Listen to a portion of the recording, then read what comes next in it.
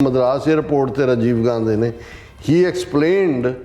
why he was against allowing Punjab to hold state elections, saying it was very likely that they would elect an administration that would pass a resolution in favor of autonomy or independence. Rajiv Gandhi ਕੱਲਾ ਇਹ ਨਹੀਂ ਕਹਿੰਦਾ ਵੀ ਅਸੀਂ ਚੋਣਾਂ ਨਹੀਂ ਹੋਣ ਦਿੱਤੀਆਂ ਜਾਂ ਨਹੀਂ ਹੋਣ ਦੇਣੀਆਂ, ਕਿਉਂਕਿ ਉਹ ਆਜ਼ਾਦੀ ਦਾ ਮਤਾ ਪਾਸ ਕਰਨਗੇ ਔਰ ਦੂਜਾ ਹੋਏਗਾ। ਨਾਲ ਉਹ ਕਹਿ ਰਿਹਾ ਕਿ miss Gandhi said he was determined to kill all controversies over religion, ਕਿ ਮੈਂ ਦ੍ਰਿੜ ਇਰਾਦਾ ਕੀਤਾ ਹੋਇਆ ਕਿ ਧਰਮ ਨਾਲ ਸੰਬੰਧਿਤ ਸਾਰੇ ਵਿਵਾਦ ਜਿਹੜੇ ਨੇ ਕਿਲ ਉਹਨੂੰ ਮੈਂ ਉਡਾ ਦੇਣਾ। ਸੰਤ ਪਿੰਡਾਂ ਵਾਲਿਆਂ ਦੇ ਅਲਫਾਜ਼ ਨੇ ਕਿ ਜਿੱਦਣ ਭਾਰਤੀ ਫੌਜ ਦੇ ਪੈਰ ਦਰਬਾਰ ਸਾਹਿਬ ਦੀ ਹਦੂਦ 'ਚ ਪਏ ਖਾਲਿਸਤਾਨ ਦੀ ਨੀਂਹ ਰੱਖੀ ਜਾਏਗੀ, ਕਿ ਬਈ ਹੁਣ ਜਦੋਂ ਹਮਲਾ ਹੋ ਗਿਆ ਟੋਟਲ ਵਾਰ ਸਿੱਖਾਂ ਦੇ ਉੱਤੇ ਉਹਨਾਂ ਨੇ ਥੋਪ ਦਿੱਤੀ 37 ਗੁਰਦੁਆਰੇ, ਤੁਹਾਡੀ ਹਿਸਟਰੀ, ਤੁਹਾਡਾ ਆਰਕਾਈਵ, ਹੁਣ ਤਾਂ ਸਾਡੇ ਲਈ ਇੰਡੀਅਨ ਕਨਸਟੀਟਿਊਸ਼ਨ ਇੱਕ ਟਾਇਲਟ ਪੇਪਰ ਤੋਂ ਵੱਧ ਕੇ ਕੋਈ ਅਹਿਮੀਅਤ ਨਹੀਂ ਰੱਖਦਾ।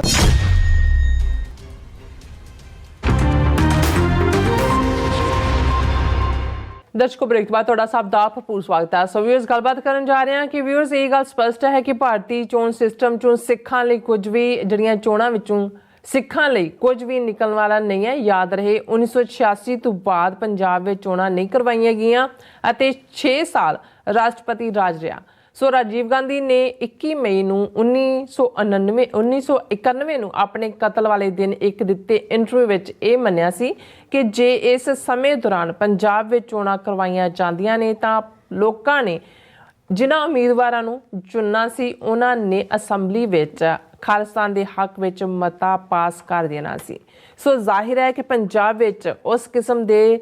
ਝੀਲਮਲੀਆਂ ਨੂੰ ਹੀ ਦਰਬਾਰੀ ਜਿਹੜਾ ਬਣਾਇਆ ਜਾਂਦਾ ਜਾਂ ਜਿਤਾਇਆ ਜਾਂਦਾ ਹੈ ਜਿਹੜੇ ਦਿੱਲੀ ਦੇ ਦਰਬਾਰੀ ਬਣਨਾ ਚਾਹੁੰਦੇ ਨੇ। ਸੋ ਇਸ ਬਾਰੇ ਆਪਾਂ ਗੱਲਬਾਤ ਕਰਨ ਜਾ ਰਹੇ ਹਾਂ। ਸੋ ਅਸੀਂ ਚਾਹਾਂਗੇ ਕਿ ਤੁਸੀਂ ਇਸੇ ਤਰ੍ਹਾਂ ਬਣੇ ਰਹਿਣਾ, ਦੇਖਣ ਸੁਣ ਲਈ ਐਂਡ ਲਿਖਣ ਲਈ ਤੁਹਾਡਾ ਸਭ ਦਾ ਬਹੁਤ ਬਹੁਤ ਧੰਨਵਾਦ ਜੀ। ਡਾਕਟਰ ਸਾਹਿਬ ਕੀ ਵਿਚਾਰਾਂ ਨੇ?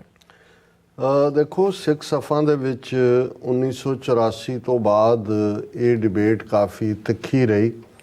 ਔਰ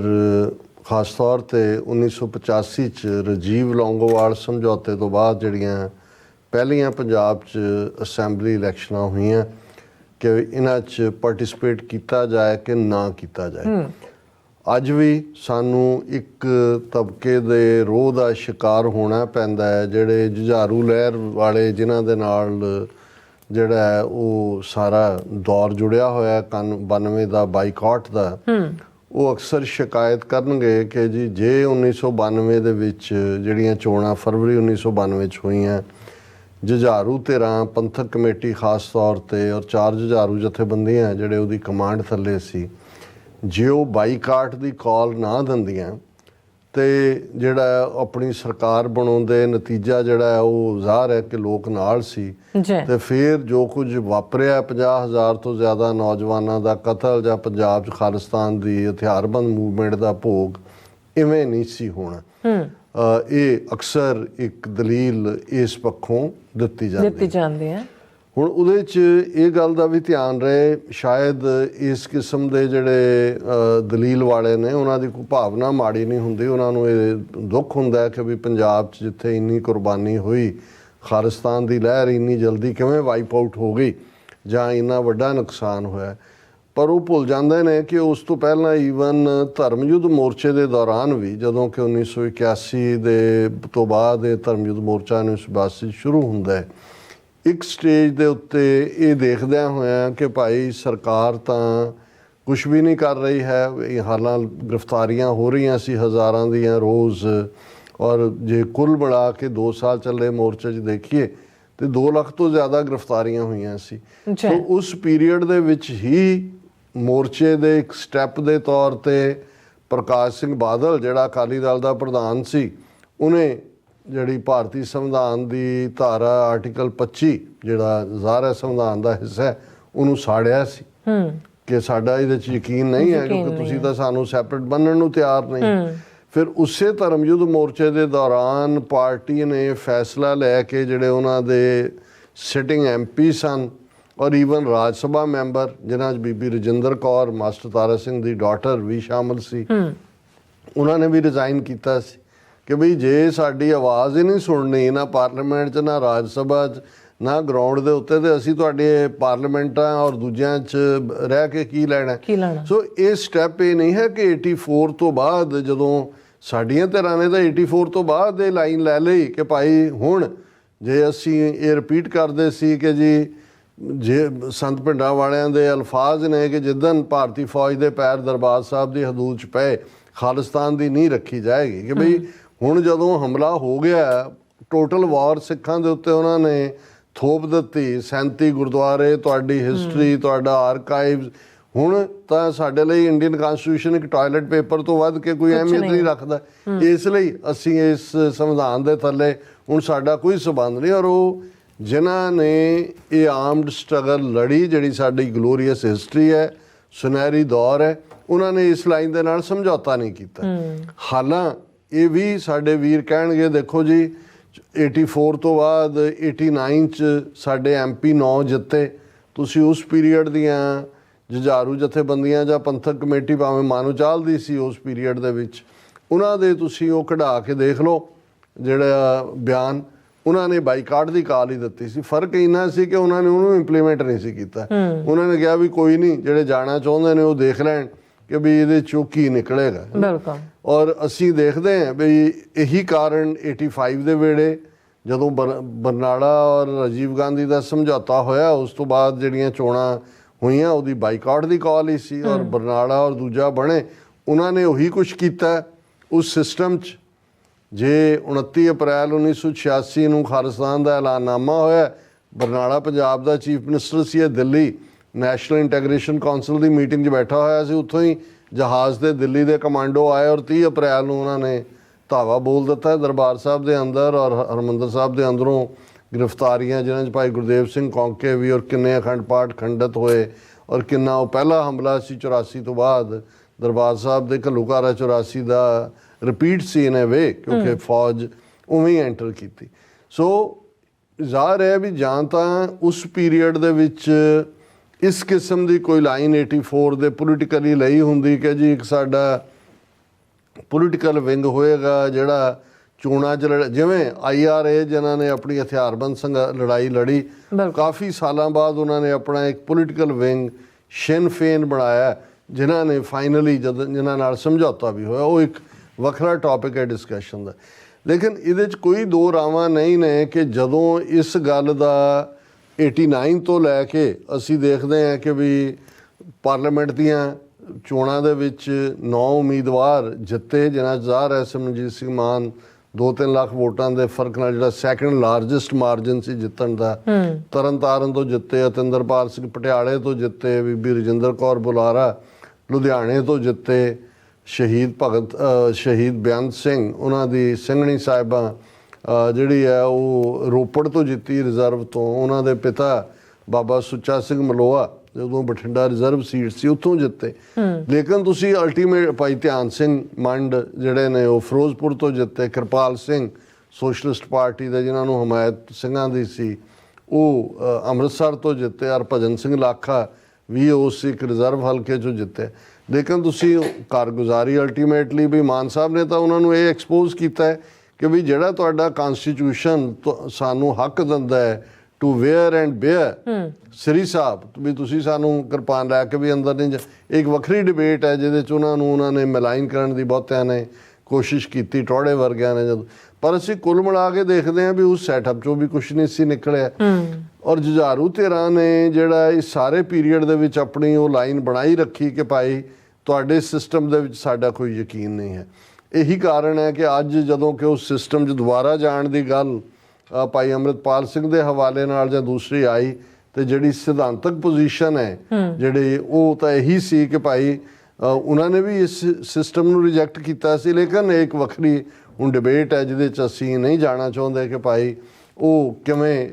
ਇਸ ਪਿੜ ਦੇ ਵਿੱਚ ਉਤਰੇ। ਹਾਂ, ਹੁਣ ਜੇ ਉਤਰੇ ਨੇ ਤਾਂ ਜ਼ਾਹਰ ਹੈ ਹਰ ਪੰਥ ਦਰਦੀ ਦੀ ਹਮਦਰਦੀ ਹੈ ਕਿ ਭਾਈ ਉਸ ਚੋਂ ਜਿਹੜਾ ਸਿੱਟੇ ਉਹ ਕਾਰਗਰ ਨਿਕਲਣ ਜਾਂ ਪੋਜ਼ਿਟਿਵ ਨਿਕਲਣ। ਅੱਛਾ, ਲੇਕਿਨ ਅਸੀਂ ਜਿਹੜਾ ਪਾਰਟ ਇੱਕ ਔਰ ਕੁਦਰਤੀ ਸਾਡੇ ਇੱਕ ਯੰਗ ਨੌਜਵਾਨ ਨੇ ਸਾਨੂੰ ਅੱਜ ਇੱਕ ਆਰਟੀਕਲ ਭੇਜਿਆ ਹੈ, ਇਹ ਬਾਰਬਰਾ ਕ੍ਰੌਸੈਟ ਦਾ, ਜਿਹਦਾ ਮੈਂ ਅਕਸਰ ਜ਼ਿਕਰ ਕਰਦਾ ਹਾਂ। ਨਿਊਯਾਰਕ ਟਾਈਮਸ ਦੀ ਬਿਊਰੋ ਚੀਫ ਸੀ, ਨਵੰਬਰ 84 ਦੀ ਸਿੱਖ ਨਸਲ ਖੁਸ਼ੀ ਵੇਲੇ ਜਰਨਲਿਜ਼ਮ ਦੀ ਪ੍ਰੋਫੈਸਰ ਵੀ ਰਹੀ ਚੰਡੀਗੜ੍ਹ ਤੋਂ। ਉਹਦੀ ਕਿਤਾਬ ਇੰਡੀਆ ਇਨ 21st ਸੈਂਚੁਰੀ ਦਾ ਮੈਂ ਹਵਾਲਾ ਦਿੰਦਾ ਅਕਸਰ। ਹੁਣ ਇਹ 33 ਸਾਲ ਪਹਿਲਾਂ ਦਾ ਆਰਟੀਕਲ ਹੈ। ਉਦੋਂ ਅਜੇ ਜਿਹੜਾ ਔਨਲਾਈਨ ਨਿਊਯਾਰਕ ਟਾਈਮਸ ਦਾ ਐਡੀਸ਼ਨ ਨਹੀਂ ਸੀ ਹੁੰਦਾ, ਸੋ ਨਿਊਯਾਰਕ ਟਾਈਮਸ ਦੇ ਆਰਕਾਈਵਸ ਚੋਂ ਹੀ ਇਹ ਆਰਟੀਕਲ ਕੱਢਿਆ ਗਿਆ। ਔਰ ਇਹ ਆਰਟੀਕਲ ਉਸ ਦਿਨ ਨਾਲ ਸੰਬੰਧਿਤ ਹੈ ਜਦੋਂ ਕਿ ਬਾਰਬਰਾ ਕ੍ਰੋਸੈਟ ਔਰ ਉਹਦੇ ਨਾਲ ਇੱਕ ਇੰਡੀਅਨ ਰਿਪੋਰਟਰ ਰਾਜੀਵ ਗਾਂਧੀ ਦੇ ਨਾਲ ਤਮਿਲਨਾਡੂ 'ਚ, ਜਿਹਨੂੰ ਮਦਰਾਸ ਕਹਿੰਦੇ ਸੀ, ਉਹ ਟਰੈਵਲ ਕਰ ਰਹੀ ਸੀ। ਔਰ 21 ਮਈ 1991 ਨੂੰ ਹੀ ਰਾਜੀਵ ਗਾਂਧੀ ਨੂੰ ਫਿਰ ਧੇਨੂ ਨਾਂ ਦੀ ਇੱਕ ਸ੍ਰੀਲੰਕਨ ਕੁੜੀ ਨੇ ਬੰਬ ਜਿਹਨੇ ਬੰਨੇ ਸੀ ਉਹਨੇ ਉਡਾ ਦਿੱਤਾ। ਔਰ ਉਹਦੇ ਤੋਂ 8-10 ਫੁੱਟ ਦੇ ਡਿਸਟੈਂਸ ਦੇ ਉੱਤੇ ਹੀ ਇਹ ਬਾਰਬਰਾ ਕ੍ਰੋਸੈਟ ਔਰ ਦੂਸਰੀ ਜਿਹਦਾ ਨਾਂ ਹੈ ਇਸ ਆਰਟੀਕਲ 'ਚ ਲੇਡੀ ਰਿਪੋਰਟਰ ਵੀ ਨਾਲ ਸੀਗੀ। ਸੋ ਜਿਹੜਾ ਇੰਟਰਵਿਊ ਲਾਸਟ ਰਾਜੀਵ ਗਾਂਧੀ ਨੇ ਦਿੱਤਾ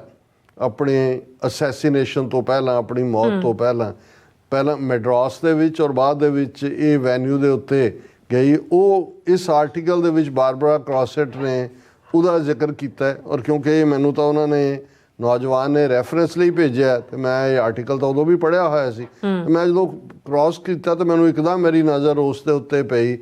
ਜਿਹੜੀ ਗੱਲ ਜਦੋਂ ਰਾਜੀਵ ਗਾਂਧੀ ਨੂੰ ਉਹਦੇ ਮਰਨ ਤੋਂ ਪਹਿਲਾਂ ਦੇ ਇੰਟਰਵਿਊ ਦੇ ਵਿੱਚ ਪੁੱਛਿਆ ਗਿਆ ਕਿ ਭਾਈ 1900 ਇਹ ਸਾਰੇ ਪੀਰੀਅਡ 'ਚ 1986 ਤੋਂ ਲੈ ਕੇ, ਕਿਉਂਕਿ 1986 'ਚ ਹੀ ਫਿਰ ਬਰਨਾਲੇ ਦੀ ਸਰਕਾਰ ਡਿਸਮਿਸ ਕਰ ਦਿੱਤੀ ਗਈ ਸੀ, ਫਿਰ 1992 ਤੱਕ ਕੋਈ ਚੋਣਾਂ ਪੰਜਾਬ ਦੇ ਵਿੱਚ ਨਹੀਂ ਹੋਈਆਂ। 1991 'ਚ ਅਨਾਉਂਸ ਕੀਤੀਆਂ ਹੋਈਆਂ ਸੀ, ਉਹ ਕੈਂਸਲ ਕੀਤੀਆਂ। ਔਰ ਇਹੀ ਨਹੀਂ ਵੀ ਇਹਨੇ ਨਹੀਂ ਕਰਾਈਆਂ ਰਾਜੀਵ ਗਾਂਧੀ ਨੇ, ਉਸ ਤੋਂ ਪਹਿਲਾਂ VP ਸਿੰਘ ਜਿਹੜਾ ਪ੍ਰਾਈਮ ਮਿਨਿਸਟਰ ਬਣਿਆ ਰਾਜੀਵ, ਉਹਨੇ ਵੀ ਨਹੀਂ ਕਰਵਾਈਆਂ। ਹੁਣ ਇਹ ਸਵਾਲ ਪੈਦਾ ਹੁੰਦਾ ਹੈ ਵੀ ਇੱਕ ਪਾਸੇ ਸਾਡੇ ਲੋਕ ਇਹ ਸਮਝਦੇ ਨੇ ਕਿ ਜੇ ਅਸੀਂ ਡੈਮੋਕ੍ਰੇਸੀ ਰਾਹੀਂ ਜਾਂ ਲੋਕਤੰਤਰ ਰਾਹੀਂ, ਜਾਂ ਜਿਵੇਂ ਉਦੋਂ ਇੱਕ ਪੋਪੂਲਰ ਵਿਊ ਸੀ ਕਿ ਜੀ ਸਾਨੂੰ ਬਾਈਕਾਟ ਨਹੀਂ ਕਰਨਾ ਚਾਹੀਦਾ, ਸਾਨੂੰ ਚੋਣਾਂ 'ਚ ਜਾਣਾ ਚਾਹੀਦਾ, ਜਿਹੜਾ ਠੀਕ ਇੱਕ ਥਾਟ ਵਾਲੇ ਲੋਕ ਸੋਚਦੇ ਸੀ। ਔਰ ਅਸੈਂਬਲੀ 'ਚ ਜਾ ਕੇ ਜਿਹੜਾ ਉਹ ਸਿੱਖ ਮਤਾ ਪਾਸ ਕਰ ਦੇਣ ਕਿ ਵੀ ਅਸੀਂ ਖਾਲਿਸਤਾਨ ਚਾਹੁੰਦੇ, ਔਰ ਉਸ ਤੋਂ ਬਾਅਦ ਗੱਲ ਮੁੱਕ ਜਾਏਗੀ, ਉਹ ਗ੍ਰਿਫਤਾਰੀਆਂ ਹੋ ਜਾਣ, ਜੋ ਮਰਜ਼ੀ ਹੋ ਜਾਏ, ਦੁਨੀਆ ਨੂੰ ਪਤਾ ਲੱਗ ਜਾਏਗਾ ਕਿ ਜੀ ਸਿੱਖ ਖਾਲਿਸਤਾਨ ਚਾਹੁੰਦੇ। ਹੁਣ ਇਹ ਉਹ ਪੀਰੀਅਡ ਸੀ 84 ਤੋਂ ਲੈ ਕੇ ਆਲਮੋਸਟ 92 ਤੱਕ, ਜਦੋਂ ਕਿ ਫਿਰ ਬੁੱਚੜ ਬੇਅੰਤੇ ਨੂੰ, ਜਿਹਨੂੰ 8ਵੀਂ ਸਦੀ ਤੋਂ ਵੀ ਘੱਟ ਵੋਟਾਂ ਦੇ ਨਾਲ ਇਹਨਾਂ ਨੇ ਜਿਤਾਇਆ ਔਰ ਉਹਦੇ ਰਾਹੀਂ ਪੰਜਾਬ ਦੇ ਵਿੱਚ ਮੂਵਮੈਂਟ ਖਤਮ ਕਰਾਈ। ਸੋ ਆਰਟੀਕਲ ਦਾ ਟਾਈਟਲ ਹੈ assassination in India, a blast and then the wailing started. ਇਹ ਬਾਰਬਰਾ ਕ੍ਰੋਸੈਟ ਨੇ ਲਿਖਿਆ 22 ਮਈ 1991 ਦੇ ਨਿਊਯਾਰਕ ਟਾਈਮ 'ਚ ਛਪਿਆ, ਕਿਉਂਕਿ 21 ਮਈ 1991 ਨੂੰ ਰਾਜੀਵ ਗਾਂਧੀ ਦਾ ਮਰਡਰ ਹੋਇਆ ਕਿ ਭਾਈ ਬਲਾਸਟ ਹੋਇਆ ਔਰ ਉਸ ਤੋਂ ਬਾਅਦ ਚੀਖ ਚਿਹਾੜਾ ਪੈ ਗਿਆ। ਇਹ ਹੁਣ ਲੰਬਾ ਚੌੜਾ ਆਰਟੀਕਲ ਹੈ ਔਰ ਉਹਦੀ ਕੋਈ ਬਹੁਤੀ ਬਾਕੀ ਆਧਾਰ 'ਤੇ ਰੈਲੇਵੈਂਸ ਨਹੀਂ ਹੈ, ਪਰ ਜਿਹੜਾ ਮੈਂ ਇਹ ਡਿਸਕਸ ਕਰ ਰਿਹਾ ਕਿ ਸਾਡਾ ਕਿਉਂ ਸਾਨੂੰ ਇਹਨਾਂ ਨੇ ਚੋਣਾਂ ਰਾਹੀਂ ਜਾਂ ਕਦੇ ਵੀ ਆਪਣੇ ਨਿਸ਼ਾਨੇ ਤੱਕ ਨਹੀਂ ਪਹੁੰਚਣ ਦੇਣਾ, ਜਾਂ ਉਹਨਾਂ ਨੇ ਇਸ ਕਿਸਮ ਦੇ ਜੋਕਰ ਨਵਜੋਤ ਸਿੱਧੂ ਲੱਭ ਲੈਣ, ਭਗਵੰਤ ਮਾਨ ਲੱਭ ਲੈਣ, ਜਾਂ ਇਹ ਮਿੱਟੀ ਦੇ ਮਾਧੋ ਪ੍ਰਕਾਸ਼ ਬਾਦਲ, ਜਾਂ ਇਹ ਜਿਹੜਾ ਸੁਖਬੀਰ ਬਾਦਲ ਦੀ ਤੁਸੀਂ ਬਿਆਨ ਤੇ ਉਹਦੀ ਗੁਫ਼ਤਗੂ ਤੇ ਦੂਜਾ ਸੁਣੋ ਤਾਂ ਲੱਗਦਾ ਹੈ ਕਿ ਵੀ ਇਹ ਉਜੱਡ ਨੂੰ ਕਿਹੜੀ ਧਰਤੀ 'ਚੋਂ ਪੁੱਟ ਕੇ ਲਿਆਂਦਾ। ਮੈਨੂੰ ਤਾਂ ਕਈ ਵਾਰੀ ਹੈਰਾਨੀ ਹੁੰਦੀ ਹੈ, ਕਹਿੰਦਾ ਜੀ MBA ਕਰਕੇ ਅਮਰੀਕਾ 'ਚੋਂ ਗਿਆ ਹੈ ਜਾਂ ਦੂਜਾ ਹੈ, ਉਹਦੇ 'ਚ ਕੋਈ ਪੜ੍ਹਿਆ ਲਿਖਿਆ ਵਾਲੀ ਜਾਂ ਕੋਈ ਵੀ ਗੁਫ਼ਤਗੂ ਕੰਟੀਨਿਊ ਹੀ ਨਹੀਂ ਕਰ ਸਕਦਾ 2-4 ਮਿੰਟ, ਫਿਰ ਕੋਈ ਨਾ ਕੋਈ ਗਪੌੜ ਛੱਡ ਦੇਗਾ ਔਰ ਉਹ ਵੀ ਆਪੇ ਹੀ ਹੱਸਣ ਲੱਗ ਜਾਂਦਾ, ਦੂਜੇ ਵੀ ਹੱਸਣ ਲੱਗ ਜਾਂਦੇ ਨੇ। ਲੇਕਿਨ ਇਹਦੇ 'ਚ ਜਿਹੜੀ ਰਾਜੀਵ ਗਾਂਧੀ ਦੀ ਮਾਨਸਿਕਤਾ ਹੈ, ਜਿਹੜੀ ਇਕੱਲੀ ਉਹਦੀ ਨਹੀਂ ਹੈ, ਇਹ ਇੰਡੀਅਨ ਏਜੰਸੀਆਂ ਦੀ ਖੇਡ ਹੈ। ਹੁਣ ਇਹਦੇ 'ਚ ਮੈਂ ਜਿਹੜਾ ਰੈਲੇਵੈਂਟ ਪੈਰਾਗ੍ਰਾਫ ਹੈ ਉਹ ਮੈਂ ਪੜ੍ਹਨਾ ਚਾਹੁੰਦਾ ਕਿ we at Madras airport earlier in the evening, ਉਸੇ ਹੀ ਸ਼ਾਮ ਮਦਰਾਸ ਏਅਰਪੋਰਟ ਤੇ ਰਾਜੀਵ ਗਾਂਧੀ ਨੇ he explained why he was against allowing Punjab to hold state elections, ਕਿ ਜਦੋਂ ਉਹਨੂੰ ਪੁੱਛਿਆ ਗਿਆ ਕਿ ਵੀ ਉਹ ਕਿਉਂ ਨੇ ਪੰਜਾਬ ਦੇ ਵਿੱਚ ਅਸੈਂਬਲੀ 'ਚ ਪੰਜਾਬ ਦੀਆਂ ਇਲੈਕਸ਼ਨਾਂ ਨਹੀਂ ਹੋਣ ਦਿੱਤੀਆਂ, saying it was very likely. ਹੁਣੇ ਉਹਦੇ ਅਖੀਰਲੇ ਮਰਨ ਤੋਂ ਪਹਿਲਾਂ ਦੀ ਸਟੇਟਮੈਂਟ ਤਾਂ ਇੱਥੇ ਉਹ ਫਾਈਨਲ ਮੰਨੀ ਜਾਂਦੀ ਹੈ, ਉਸ ਦੇ ਉੱਤੇ ਤਾਂ ਕਨਵਿਕਸ਼ਨਸ ਹੋ ਜਾਂਦੀਆਂ ਨੇ ਕਿ ਡਾਈਂਗ ਮੈਨ ਸਟੇਟਮੈਂਟ। ਇਹ ਹੁਣ ਉਸ ਤੋਂ ਬਾਅਦ ਤਾਂ ਵਿਚਾਲੇ ਕੋਈ ਝੂਠ ਨਹੀਂ ਆਇਆ ਉਹਦੇ 'ਚ। ਹੁਣ saying it was very likely that they would elect an administration that would pass a resolution in favor of autonomy or independence। ਉਹਨੇ ਕਿਹਾ ਕਿ ਜੀ ਇਸ ਗੱਲ ਦੀਆਂ ਬਹੁਤ ਸੰਭਾਵਨਾਵਾਂ ਨੇ ਕਿ ਪੰਜਾਬ ਦੇ ਲੋਕ ਉਹ ਐਡਮਿਨਿਸਟ੍ਰੇਸ਼ਨ ਮਤਲਬ ਅਸੈਂਬਲੀ ਚੁਣਨਗੇ ਜਿਹੜੇ ਬਾਅਦ ਦੇ ਵਿੱਚ ਖੁਦ ਮੁਖਤਾਰੀ ਔਰ ਆਜ਼ਾਦੀ ਦਾ ਮਤਾ ਪਾਸ ਕਰ। ਇਸ ਲਈ ਅਸੀਂ ਪੰਜਾਬ ਦੇ ਵਿੱਚ ਇਲੈਕਸ਼ਨਾਂ ਨਹੀਂ ਹੋਣ ਦਿੱਤੀਆਂ ਜਾਂ ਨਹੀਂ ਹੋਣ ਦਿੰਦੇ। Above all mister Gandhi said he was determined to kill all controversies over religion. ਹੁਣ ਇਹ ਤੁਸੀਂ ਮਾਨਸਿਕਤਾ ਦੇਖੋ। ਹੁਣ ਉਹਦੀ ਧੀ ਪ੍ਰਿਯੰਕਾ ਉਹ ਇੰਟਰਵਿਊ ਦੇ ਰਹੇ ਸੀ ਉਹਨੂੰ ਦੇਸਾਈ ਨੂੰ, ਰਾਮਚਰਨ ਦੇਸਾਈ ਕੇ ਕੀ ਨਾਂ ਹੈ, ਤੇ ਉਹਨੂੰ ਉਹ ਕਹਿੰਦੇ ਆ ਕਿ ਵੀ ਉਹ ਕਹਿੰਦਾ ਵੀ ਤੂੰ ਆਪਣੇ ਰਾਏ ਬਰੇਲੀ ਚ ਵੀ ਔਰ ਅਮੇਠੀ ਹਲਕਿਆਂ ਚ ਵੀ ਬੜੀ ਭਾਵਕ ਤਕਰੀਰਾਂ ਕਰਦੇ। ਕਹਿੰਦਾ ਹਾਂ ਮੇਰੇ ਪਿਓ ਨੇ ਸ਼ਹੀਦੀ ਦਿੱਤੀ ਹੈ ਔਰ ਮੇਰੀ ਦਾਦੀ ਨੇ 31 ਗੋਲੀਆਂ ਆਪਣੇ ਛਾਤੀ 'ਚ ਖਾਧੀਆਂ। ਹੁਣ ਤੁਸੀਂ ਜਿਹੜੇ ਕੰਟੀਨਿਊਟੀ ਹੈ ਇਹ ਵਿਰੋਧ 'ਚ ਨਜ਼ਰ ਆਉਂਦੇ ਨੇ। ਜਦੋਂ ਅਸੀਂ ਇੱਕ ਪਾਸੇ ਦਾ ਹਿੰਦੂ ਤਵੀ ਮੋਦੀ ਐਂਡ ਕੰਪਨੀ ਉਹਨਾਂ ਦਾ ਜੋ ਹੈ ਉਹ ਤਾਂ ਹੈ ਹੀ ਹੈ, ਤੁਸੀਂ ਇਹਨਾਂ ਦਾ ਹਾਲ ਦੇਖ ਲਓ। ਹੁਣ ਇਹ ਰਾਜੀਵ ਗਾਂਧੀ ਇਕੱਲਾ ਹੀ ਨਹੀਂ ਕਹਿੰਦਾ ਵੀ ਅਸੀਂ ਚੋਣਾਂ ਨਹੀਂ ਹੋਣ ਦਿੱਤੀਆਂ ਜਾਂ ਨਹੀਂ ਹੋਣ ਦੇਣੀਆਂ, ਕਿਉਂਕਿ ਉਹ ਆਜ਼ਾਦੀ ਦਾ ਮਤਾ ਪਾਸ ਕਰਨਗੇ ਔਰ ਦੂਜਾ ਹੋਏਗਾ। ਨਾਲ ਉਹ ਕਹਿ ਰਿਹਾ ਕਿ miss Gandhi said he was determined to kill all controversies over religion, ਕਿ ਮੈਂ ਦ੍ਰਿੜ ਇਰਾਦਾ ਕੀਤਾ ਹੋਇਆ ਕਿ ਧਰਮ ਨਾਲ ਸੰਬੰਧਿਤ ਸਾਰੇ ਵਿਵਾਦ ਜਿਹੜੇ ਨੇ ਉਹਨੂੰ ਮੈਂ ਉਡਾ ਦੇਣਾ। ਹੁਣ ਇਹ ਪੰਜਾਬ ਦੇ ਕੰਟੈਕਸਟ 'ਚ ਗੱਲ ਕਰ ਰਿਹਾ, ਸਿੱਖਾਂ ਦੇ ਕੰਟੈਕਸਟ 'ਚ ਗੱਲ ਹੋ ਰਹੀ ਹੈ, ਚੋਣਾਂ ਪੰਜਾਬ 'ਚ ਨਾ ਕਰਵਾਉਣ ਦੇ ਕੰਟੈਕਸਟ 'ਚ ਗੱਲ ਹੋ ਰਹੀ ਹੈ। ਔਰ ਮਾਈਂਡਸੈਟ ਕੀ ਹੈ ਇਹਦੇ ਤੋਂ ਤੁਸੀਂ ਅੰਦਾਜ਼ਾ ਲਾ ਸਕਦੇ ਹੋ ਕਿ ਭਾਈ ਅਲਟੀਮੇਟਲੀ ਸਾਡਾ ਵਾਹ ਕਿਹਨਾਂ ਨਾਲ ਹੈ ਔਰ ਅਸੀਂ ਕਿਉਂ ਇਹ ਸਮਝਦੇ ਹਾਂ ਕਿ ਇਹਨਾਂ ਨੇ ਉੱਥੇ ਇਹੀ ਆਉਣਗੇ, ਉੱਥੇ ਜਿਹੜਾ ਚੋਣਾਂ ਦੇ ਸਿਸਟਮ 'ਚੋਂ ਸੁਖਬੀਰ ਬਾਦਲ ਨਸਲ, ਅਮਰਿੰਦਰ ਨਸਲ, ਭਗਵੰਤ ਮਾਨ ਨਸਲ, ਕੱਲ੍ਹ ਨੂੰ ਰਵਨੀਤ ਬਿੱਟੂ ਨੂੰ ਕਾਂਗਰਸ ਤਿਆਰ ਕਰ ਰਹੀ ਸੀਗੀ। ਉਹ ਵੱਖਰੀ ਗੱਲ ਹੈ ਵੀ ਉਹਨੂੰ ਨਜ਼ਰ ਆਇਆ ਵੀ ਸ਼ਾਇਦ ਕਾਂਗਰਸ ਦੀ ਬੇੜੀ ਡੁੱਬ ਰਹੀ ਹੈ, ਉਹ ਬੀਜੇਪੀ ਦੇ ਚੜ੍ਹ ਗਿਆ ਜਾ ਕੇ ਜਹਾਜ਼ੇ। ਇੱਥੇ ਉਹਨੂੰ ਅੜਿੰਗ ਵੜਿੰਗ ਨੂੰ ਰੱਖਿਆ ਹੋਇਆ, ਜਿਹਨੂੰ ਹਨੇਰੇ ਤੇ ਚਾਨਣ 'ਚ ਫਰਕ ਪਤਾ ਨਹੀਂ, ਉਹ ਆਪਣੀਆਂ ਜਬਲੀਆਂ ਮਾਰ ਰਿਹਾ। ਉਹ ਕਹਿ ਰਿਹਾ ਕਿਹੜੇ ਕਹਿੰਦੇ ਨੇ ਜੇ ਭਈਆਂ ਨੂੰ ਕੱਢ ਦੇਣਾ, ਮੈਂ ਖੁਦ ਉਹਨਾਂ ਦੀਆਂ ਰਜਿਸਟਰੀਆਂ ਕਰਾਊਂਗਾ। ਜਦੋਂ ਤੁਹਾਨੂੰ ਇਸ ਲੈਵਲ ਦੇ ਲੋਕ ਮਿਲਦੇ ਹੋਣ ਤੇ ਫਿਰ ਉੱਥੇ ਉਹਨਾਂ ਨੇ ਤੁਸੀਂ ਇਹ ਕਹੋਗੇ ਜੀ ਅਸੀਂ ਚੋਣਾਂ ਦੇ ਸਿਸਟਮ ਰਾਹੀਂ ਕੋਈ ਤਬਦੀਲੀ ਲਿਆਵਾਂਗੇ, ਇਹ ਅੰਦਾਜ਼ਾ ਲਾ ਲਓ ਕਿ ਭਾਈ ਸਾਡੇ ਨਾਲ ਜਿਨ੍ਹਾਂ ਦੀ ਟੱਕਰ ਹੈ ਉਹ ਕਿਵੇਂ ਇਸ ਸਾਰੇ ਦੇ ਉੱਤੇ ਸੋਚਦੇ ਨੇ। ਜੀ ਡਾਕਟਰ ਸਾਹਿਬ ਤੁਹਾਡਾ ਬਹੁਤ ਬਹੁਤ ਸ਼ੁਕਰੀਆ। ਸੋ ਥਲੇ ਨਾ ਬ੍ਰੇਕ ਵਿਊਅਰਸ ਤੁਸੀਂ ਇਸੇ ਤਰ੍ਹਾਂ ਹੀ ਬਣੇ ਰਹਿਣਾ, ਮਿਲਦੇ ਆ ਛੋਟੇ ਜਿਹੇ ਬ੍ਰੇਕ ਤੋਂ ਬਾਅਦ।